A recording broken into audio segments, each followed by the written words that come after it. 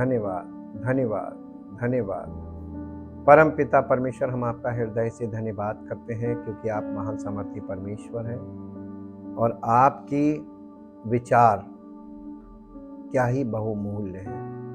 आपकी योजनाएं कितनी अद्भुत हैं जो मनुष्य की समझ से बिल्कुल परे हैं, क्योंकि हम शारीरिक रूप से तो जीवित हैं परंतु आत्मिक तौर पर प्रत्येक मनुष्य मृतक उत्पन्न हो रहा है।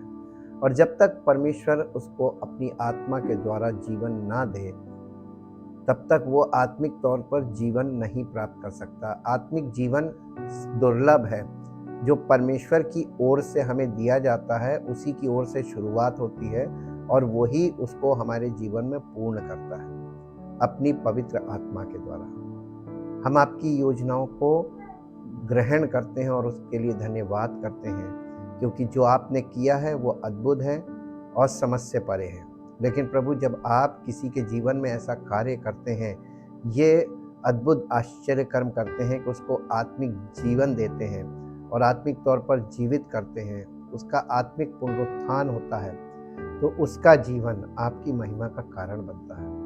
हम आपकी योजनाओं के लिए आपका धन्यवाद करते हैं, जो आपके इकलौते पुत्र प्रभु यीशु मसीह के बलिदान के द्वारा हमारे जीवन में शुरू होता है। जब हम उस पर विश्वास लाते हैं और उसे अपना उद्धारकर्ता मानकर ग्रहण करते हैं, तब प्रभु आपकी ओर से ये अद्भुत आश्चर्य कर्म हमारे जीवन में होता है। हम आपका धन्यवाद करते हैं इस कार्य के लिए। जितने लोग प्रभु यीशु मसीह पर विश्वास ला रहे हैं और जिनका विश्वास परमेश्वर के योजना के अंतर्गत है, उनके जीवन में ये अद्भुत आश्चर्य कर्म परमेश्वर की ओर से किया जाए, ताकि सब लोग परमेश्वर की महिमा को जान सकें और जो जिनका पुनरुत्थान नहीं हुआ वो हम सब के जीवन से परमेश्वर की महिमा को प्रकट रूप से देख सकें। सारी महिमा परमेश्वर को मिले। धन्यवाद के साथ इस प्रार्थना को आपके इकलौते पुत्र प्रभु यीशु मसीह के नाम से मांगते हैं, आमीन। Praise the Lord. हम परमेश्वर का धन्यवाद करते हैं आज लाइट ऑफ लाइफ एपिसोड 21 के लिए। 21वें एपिसोड में हम लोग आ गए हैं। God accepts us according to our position। परमेश्वर प्रत्येक व्यक्ति को जो प्रभु यीशु मसीह पर विश्वास करता है उसको हमारी स्थिति के अनुसार हमें स्वीकार करता है। परमेश्वर के साथ हमारी स्वीकृति हमेशा मसीह में हमारी स्थिति के अनुसार होती है, ना कि पृथ्वी पर हमारे चलने या आचरण के अनुसार। इसीलिए परमेश्वर का वचन बाइबल बताता है, इफिसियों की पत्री उसका पहला अध्याय उसका 6वां पद, कि उसके उस अनुग्रह की महिमा की स्तुति हो जिसे उसने हमें उस प्रिय में अर्थात यीशु मसीह में, सेतमेत का मतलब होता है free of cost and without any work, बिना हमारे कुछ किए हमको दे दिया, यूं ही दे दिया। उसके उस अनुग्रह की महिमा की स्तुति करने के लिए जिसमें उसने हमें प्रिय यानी मसीह में ग्रहण किया है। इफिसियों की पत्री उसका 1 अध्याय के 6 पद में बाइबल इस प्रकार से बता रही है। इसका मतलब हमारे किए से हमको उद्धार नहीं मिलता है, बल्कि परमेश्वर के किए पर विश्वास करने से हमारा उद्धार होता है परमेश्वर की ओर से। परमेश्वर के सामने हमारी धार्मिकता स्वयं मसीह है। परमेश्वर के सामने हम कभी ना धर्मी थे ना कभी हो सकते हैं। परमेश्वर के सामने हम धर्मी नहीं हो सकते, इसीलिए परमेश्वर के सामने हमारी धार्मिकता परमेश्वर का इकलौता पुत्र मसीह स्वयं है। वो सर्वश्रेष्ठ वस्त्र है, वो धार्मिकता का वो वस्त्र है मसीह जो परमेश्वर हमें पहनाता है, और परमेश्वर कभी भी अपने सर्वश्रेष्ठ वस्त्र को वापस नहीं लेता। एक बार हमें दे दिया, पहना दिया तो पहना दिया, उसे वो वापस नहीं लेता। हमारी असफलताएं मसीह की धार्मिकता को प्रभावित नहीं कर सकती हैं। कई बार आपने अपने जीवन में ये अनुभव किया होगा कि जब आपने प्रभु यीशु मसीह पर विश्वास किया, कई बार असफलताओं में आप फंसे और हम फंसे, और हम आज भी बहुत बार असफलता में चले जाते हैं, असफल हो जाते हैं, कुछ भी कर रहे हैं सफल नहीं हो रहा है, तो हमें लगता है परमेश्वर हमसे नाराज हो गया। नहीं, ये विचार गलत है। परमेश्वर कभी एक बार ग्रहण करता है, उसके बाद हमको छोड़ता नहीं है।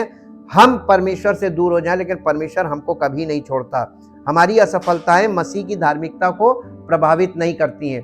आप अगर असफल हो रहे हैं तो कभी मत सोचिएगा कि आपके जीवन में परमेश्वर की धार्मिकता काम नहीं कर रही। परमेश्वर की धार्मिकता वैसे ही रहती है, उसको कोई हरा नहीं सकता। इसीलिए इसमें लिखा हुआ है कि हमारी असफलताएं मसीह की धार्मिकता को प्रभावित नहीं करती। इसका मतलब ये उसकी पूर्णता में, यानी परमेश्वर की धार्मिकता पूर्ण धार्मिकता है, संपूर्ण है, कंप्लीट है, परफेक्ट है। उसकी पूर्ण यानी उस परफेक्ट राइचसनेस में, उसकी उस धार्मिकता में जो पूर्ण है, ना तो कुछ जोड़ा जा सकता है और ना ही उससे कुछ लिया जा सकता है। यानी उसमें से कुछ भी निकाला नहीं जा सकता और उसमें कुछ जोड़ा नहीं जा सकता। वो कंप्लीट है, उसको हमको एज इट इज। और जो चीज कंप्लीट है परमेश्वर की दृष्टि में, उसमें अगर परमेश्वर ने मसीह में हमको धार्मिकता पहना दी है, तो परमेश्वर जब भी हमें देखेगा तो अपने पुत्र के स्वरूप में देखेगा कि हम धर्मी हैं।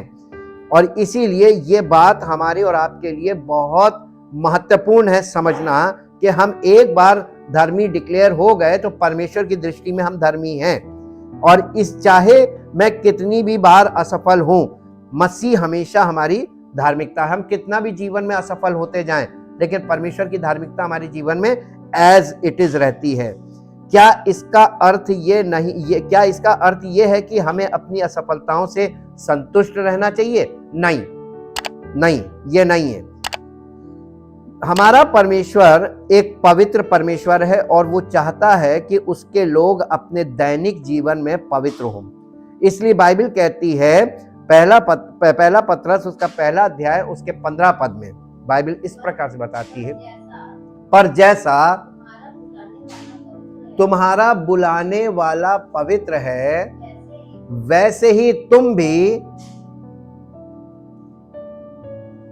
जैसे तुम्हारा बुलाने वाला पवित्र है, वैसे ही तुम भी अपने सारे चाल चलन में, किसमें? सारे चाल चलन में पवित्र बनो।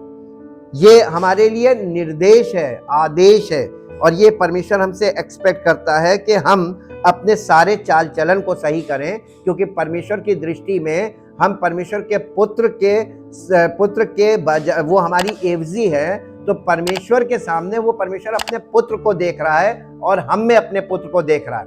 तो उसको अपना पुत्र दिखाई दे रहा है जो पापों के लिए मरा, गाड़ा गया और तीसरे दिन जी उठा, और वो परमेश्वर की धार्मिकता भी है। और परमेश्वर ने अपनी उस धार्मिकता को हमें पहना दिया, तो अब हम नहीं दिख रहे। इसी को पौलुस ने कहा था, मैं जीवित ना रहा वरन मसीह मुझ में जीवित है। अब जब मसीह मुझ में जीवित है, परमेश्वर मसीह को देख रहा है, तो हम परमेश्वर की दृष्टि में तो धर्मी हैं। लेकिन संसार में लोग हमको क्या कह रहे हैं कि यही होते हैं परमेश्वर के लोग। तो परमेश्वर की निंदा हमारे जीवन से हो रही है, तो परमेश्वर क्या हमें माफ कर देगा? उस बलिदान को हम बर्बाद कर रहे हैं जो हमारे लिए उसने किया अपने पुत्र का। परमेश्वर को कैसे प्रसन्न कर सकते हैं? अब देखिए, हम परमेश्वर को धर्म के किसी काम से प्रसन्न नहीं कर सकते, हमें कुछ करना ही नहीं है। परमेश्वर की धार्मिकता हमको सेत में दी जा रही है, बिना कुछ किए हमको गिफ्ट के तौर पे मिल रही है, यानी एक उपहार दिया जा रहा है। तो हम परमेश्वर को कैसे प्रसन्न करें? अपने वचन में परमेश्वर ने हमें बताया है कि हम एक ऐसा जीवन कैसे जी सकते हैं जो उसे प्रसन्न करता हो, परमेश्वर को प्रसन्न करता हो। पौलुस ने कहा, दूसरा कुरिन्थियों 5 अध्याय उसका 7 पद, यहाँ पौलुस ने एक बात बोली।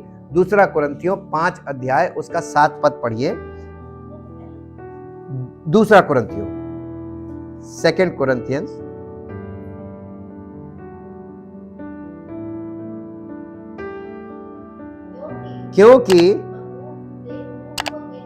क्योंकि हम रूप को देख कर नहीं पर विश्वास से चलते हैं। पौलुस कलीसिया से कह रहा है कि मसीही लोग रूप देखकर नहीं चलते, शक्ल सूरत देखकर, किसी चीज को फिजिकल आईज से देख के नहीं चलते।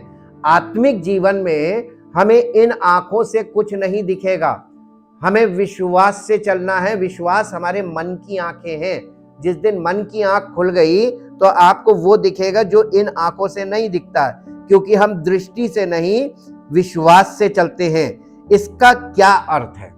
इस बात का क्या अर्थ है कि हम विश्वास से चलने का क्या अर्थ है? इसका अर्थ है जीना।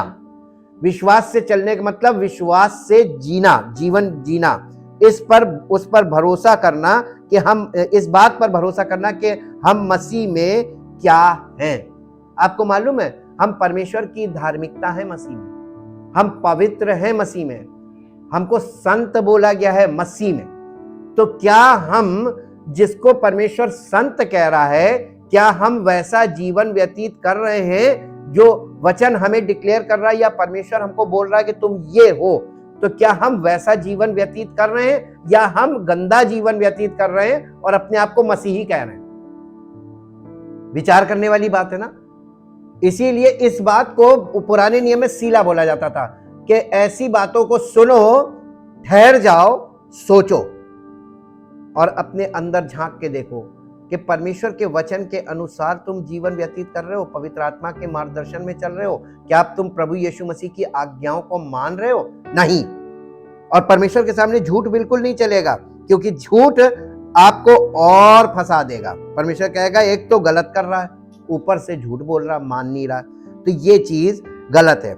यहां मसीही जीवन का एक महान सिद्धांत है। यहां पर हमको एक प्रिंसिपल मिलता है, मसीही जीवन का एक प्रिंसिपल है, और वो बहुत बड़ा प्रिंसिपल है। हमारी स्थिति में विश्वास हमारे जीवन में वास्तविकता बनाता है। हमारी जो पोजीशन है मसीह में, वो विश्वास के द्वारा हम उसको उसके अनुसार जीवन व्यतीत करें, ये करता है, ये प्रिंसिपल है। तो परमेश्वर हमें पहले मसीह में धर्मी डिक्लेयर करता है, ताकि हम जो धर्मी तो नहीं है, लेकिन परमेश्वर ने हमें डिक्लेयर किया अपने पुत्र के उस बलिदान के कारण जो उसने हमारे लिए किया। तो परमेश्वर उसका बदला, परमेश्वर ये कह रहा है कि तुम्हारे पाप का बलिदान मेरे पुत्र ने चढ़ा दिया, यानी दाम चुका दिया। अब तुम उस जीवन में गुलाम नहीं हो पाप के, तुम अब वो जीवन जियो जिसने तुम्हारे लिए बलिदान दिया है, उसके योग्य जीवन जियो, यानी परमेश्वर के पुत्र के योग्य जीवन जियो, ताकि परमेश्वर के पुत्र को, जो वो मुझ में अपने पुत्र को देख रहा है, उसके केवल चित्र को ना देखे, बल्कि उसके गुणों को हमारे जीवन से प्रकट होता हुआ देखे। पवित्र आत्मा के द्वारा ये होता है, और पवित्र आत्मा हमको इस योग्य बनाता है कि हमारे जीवन में आत्मा के फलों को उत्पन्न करके हमें परमेश्वर के पुत्र के सदृश योग्य करता है, ताकि हमारे जीवन से पवित्र आत्मा के फलों के द्वारा पिता देखे और उसकी महिमा हो चारों तरफ लोगों में कि वाकई में ये परमेश्वर के पुत्र के सदृश है। जब हम देखते हैं कि मसीह हमारी धार्मिकता है, तो हम अपने दैनिक जीवन में धर्मी बन जाते हैं। हाँ, और जब हम देखते हैं कि हम मसीह में पवित्र हैं, तो हम पवित्र हो जाते हैं। जब हम देखते हैं कि हम मसीह यीशु में संत हैं, तो हम उस तरह जीना शुरू करते हैं जैसे संतों को जीना चाहिए। ये हमको परमेश्वर प्रकाशन दे रहा है अपने पुत्र के द्वारा, कि जो तुमको मैंने पुत्र के बलिदान के बाद अब मैं तुमको अपने पुत्र के सदृश देख रहा हूं। अब वो जीवन तुम जियो, ताकि मैं तुमको उस जीवन के कारण पुरस्कार भी दूं, और तुम्हारे जीवन से मेरे पुत्र की महिमा प्रकट हो पृथ्वी पर, ताकि लोग देखें कि परमेश्वर के पुत्र का बलिदान बिल्कुल सही था, वो मनुष्यों को धर्मी कैसे बनाता है। परमेश्वर चाहता है कि हम उसकी दृष्टि में धर्मी होने की पूर्ण चेतना में प्रत्येक दिन अपना जीवन व्यतीत करें, पूरी कॉन्शियसनेस के साथ। हर दिन मसीह में हमको चेतना के साथ, यानी कॉन्शियसनेस के साथ, अवेयरनेस के साथ जीना है। ये स्पिरिचुअल लाइफ है, इसको स्पिरिचुअल लाइफ बोलते हैं, क्योंकि हम मसीह में हैं। ये बात हमेशा याद रखिए कि जब आपने यीशु मसीह पर विश्वास किया, अब आप शरीर में नहीं हैं, अब आप मसीह में हैं। मसीह में का मतलब मसीह की देह अर्थात कलीसिया में है। परमेश्वर आपको इंडिविजुअली नहीं देखेगा, वो आपको मसीह की देह में देखता है, क्योंकि प्रभु यीशु मसीह ने कलीसिया से प्रेम किया और कलीसिया के लिए प्राण दिया है। तो बॉडी ऑफ क्राइस्ट यही है, स्पिरिचुअल बॉडी, यहीं पर इसी में आपको फिट करता है वो लाके, ताकि परमेश्वर की महिमा सब कलीसिया में जितने लोग हैं, वो जिन्हें वो ला के जोड़ रहा है, उन सब के द्वारा परमेश्वर के पुत्र की महिमा हम सब के जीवनों से प्रकट हो। परमेश्वर चाहता है कि हम उसकी दृष्टि में धर्मी होने की पूर्ण चेतना में प्रत्येक दिन अपना जीवन व्यतीत करें, क्योंकि हम मसीह में हैं। अपने आप से बार बार मैं मसीह में हूं, वो मेरी धार्मिकता है, इस बात को अपने आप को बोले, स्वयं को। मालूम है, दाऊद की एक बात आपको बताया, दाऊद हमेशा अपने प्राणों से बात करता था, अपने सोल से, और वो कहता था, हे मेरी जान परमेश्वर को धन्य कहे। अपने प्राणों से कहता था, हे मेरे मन यहोवा को धन्य कहे। आप भजन संहिता में जाके देखिएगा, ये उसकी स्तुति का विषय होता था, हे मेरे मन यहोवा को धन्य कहे। जो कुछ मुझ में है उसके पवित्र नाम को धन्य कहे। जो कुछ मुझ में है, हमें भी अपने आप को ये बात सिखानी है, अपने प्राणों को, कि यीशु मसीह मेरी धार्मिकता है और मैं मसीह में हूं। प्रतिदिन आप अपने आप को रिमाइंड कराइए, रिमाइंड योरसेल्फ कि I am in Christ and he is my righteousness, वो मेरी धार्मिकता है। बाइबल में हमारे लिए मसीही के रूप में ये जानने से ज्यादा महत्वपूर्ण कोई सच्चाई नहीं है कि हम मसीह में हैं और वो हमारी धार्मिकता है। ये जानना बहुत जरूरी है। आपको ये जानने का मतलब, ये बात आपके माइंड में इम्पार्ट हो जाए कि अब मैं इंडिविजुअल व्यक्ति नहीं हूं, अब मैं मसीह में हूं और मसीह मेरी धार्मिकता है। ये ऐसा सत्य है जो हमारे अंदर, हमारे माइंड में स्टैब्लिश हो जाना चाहिए, और इस बात को कभी हमें भूलना नहीं है। और परिस्थिति चाहे जैसी भी हो, लेकिन परमेश्वर की धार्मिकता आपके जीवन में वैसे ही रहेगी। परमेश्वर आपको कभी नहीं भूलता, और परमेश्वर आपको कभी, इसीलिए उसने कहा था, ना तो मैं कभी छोड़ूंगा और ना कभी त्यागूंगा। जब आपको जोई लाइफ मिल जाती, बॉर्न अगेन हो जाते, रीजनरेशन हो जाता, उसके बाद परमेश्वर आपको छोड़ ही नहीं सकता। आप एक बार परमेश्वर से दूरी बना सकते हैं, लेकिन परमेश्वर आपको कभी नहीं छोड़ेगा, ये उसका वायदा है। हमारे लिए परमेश्वर का कार्य और हम में परमेश्वर का कार्य। परमेश्वर ने हमारे लिए क्या किया? उद्धार के लिए अपने पुत्र को बलिदान किया, हमारे पापों को उस पर लाद दिया, उसको श्रापित मृत्यु का सामना करना पड़ा, जबकि वो मर नहीं सकता था, वो अमर था, लेकिन उसको पाप लादा, जिसके कारण पाप की मजदूरी क्या है? तो यीशु मसीह मरा क्यों था? हमारे पापों के कारण। अगर ये पाप उस पर ना रखे जाए, वो मर नहीं सकता, तो वो अमर था। तो जो अमर था वो हम लोगों के पापों को लेकर मरा, पाप की मजदूरी मृत्यु। तो उसने उस मजदूरी को जो हमारे लिए थी खुद ले लिया। ट्रांजैक्शन होना चाहिए ना, जो चीज हमारी थी और हमारे मृत्यु का कारण थी पाप, तो पाप की मजदूरी मृत्यु, तो उसने उस कारण को भी लिया, और उसका कारण, पाप का कारण मृत्यु था, तो उसने हमारे पापों को लिया, जिसके कारण वो मरा। और अब हमें सुसमाचार सुनाया जाता है कि प्रभु यीशु मसीह हमारे पापों को लेकर मरा। तो जिस दिन उसने हमारे पाप उस पर लादे गए, उस दिन हमारा स्वाभाविक मृत्यु वहीं पर हो गई, क्रूस पर। तो हमको अब ये सच एक्सेप्ट करना चाहिए कि अब मैं मसीह में हूं, और सुसमाचार के अनुसार हमें नए जीवन को शुरू करना चाहिए कि नहीं, तर्कपूर्ण प्रश्न है। यही पौलुस बार बार हमसे और आपसे वचन के द्वारा कह रहा है कि अब तुम्हारा जीवन मसीह में है, और मसीह में का मतलब कलीसिया में, स्पिरिचुअल बॉडी में। आज यीशु मसीह के रूप में ये कलीसिया, बॉडी ऑफ क्राइस्ट को परमेश्वर मसीह में कहता है, और जो कोई मसीह में है वो नई सृष्टि है। इसका मतलब यदि आप मसीह की देह में आ गए और इसमें आपको प्रभु ने फिट कर दिया, इसका मतलब आपको जोई मिला, बॉर्न अगेन हुए, प्रभु ने आपको तुरंत कलीसिया में। अब आपको मैं आज एक थोड़ा सा तर्क करना मांगता हूं, वो ये है कि क्या परमेश्वर व्यक्तियों को पुनरुत्थान इंडिविजुअली नहीं दे सकता था? नहीं दे सकता था। समस्त मानव जाति के पापों को एक व्यक्ति ने उठाया, his name is Jesus Christ. अपनी देह में उठाया, अपनी फिजिकल बॉडी में, और उस फिजिकल बॉडी को उसने बलि कर दिया, बलिदान कर दिया, सैक्रिफाइस हो गया, और वो बर्न सैक्रिफाइस यानी हमेशा के लिए उसने उसको खत्म कर दिया, मिटा दिया अपनी फिजिकल बॉडी को, स्वाभाविक देह को। और उसके बाद पुनरुत्थान हुआ। पुनरुत्थान कैसे हुआ? वो आत्मा में जी उठा। अब वो फिजिकल बॉडी में नहीं, अब वो स्पिरिचुअल बॉडी में आ गया। और जब वो स्पिरिचुअल बॉडी में आया, उसने अपने चेलों को निर्देश दिया कि ठहरे रहना जब तक ऊपर से तुम पर वो सामर्थ्य ना उतर जाए, जाकर सुसमाचार मत सुनाना। इसमें भी भेद है।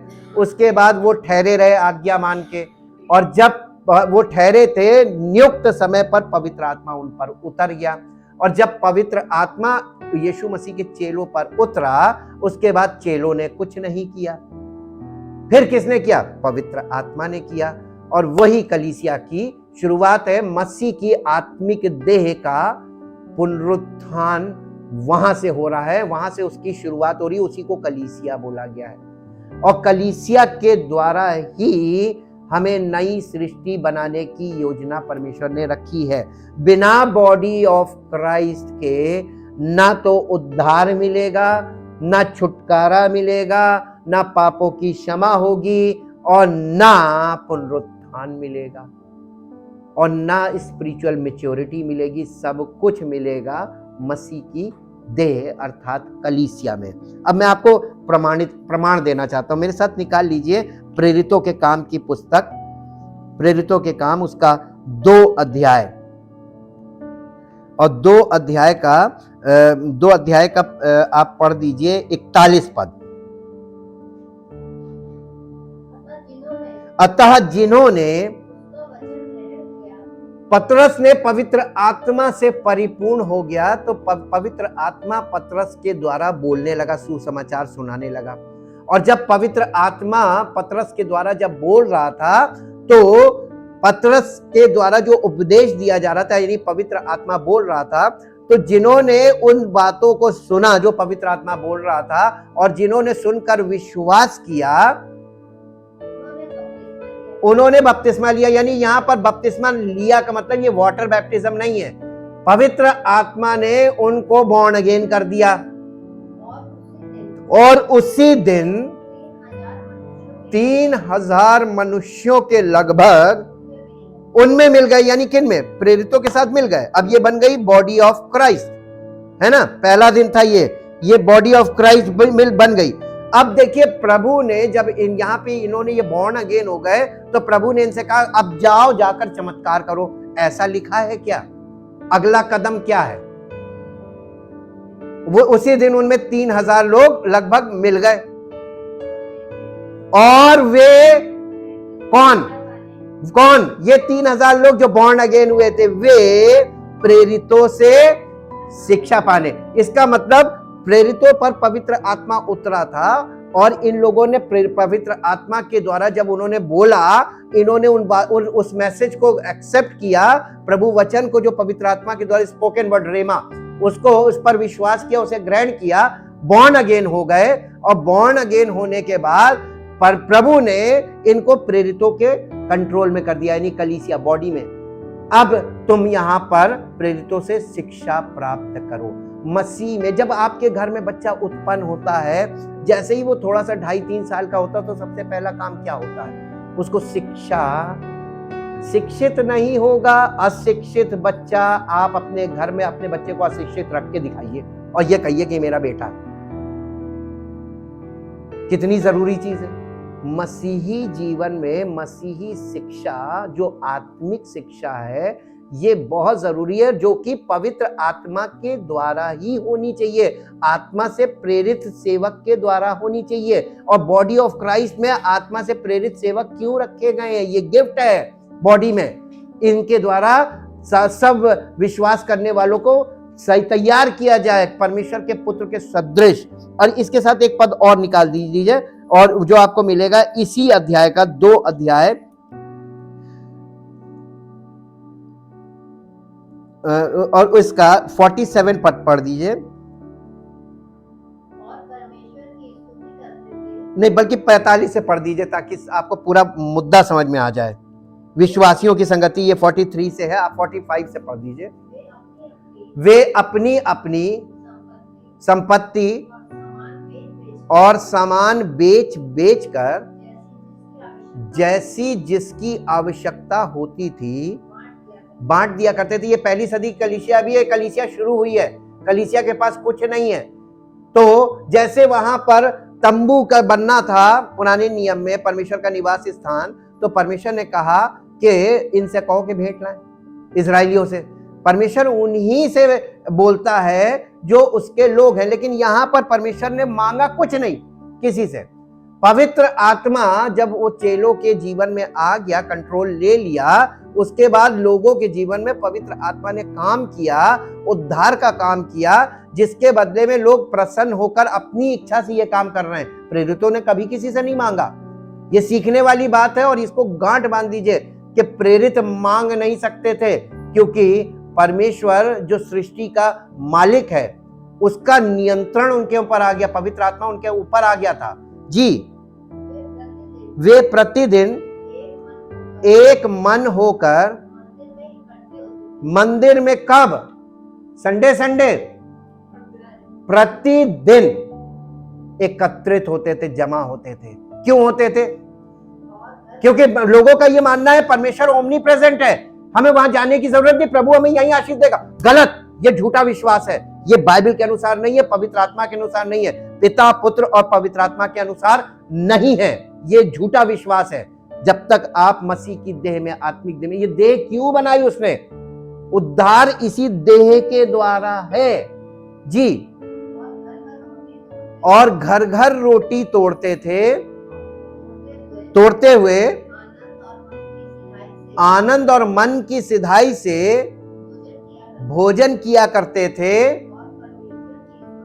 और परमेश्वर की स्तुति करते थे।